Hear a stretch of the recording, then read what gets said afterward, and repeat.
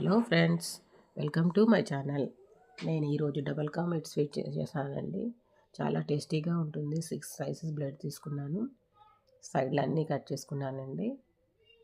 4 పీసెస్గా చేశాను. ఆయిల్ గీ వేసి డీప్ ఫ్రై చేశానండి.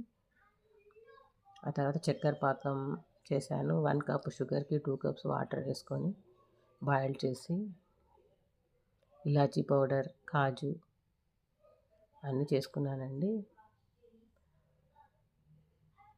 డీప్ ఫ్రై చేశాక ఆ షుగర్ సిరప్లో ఈ బ్రెడ్లను వేయాలండి.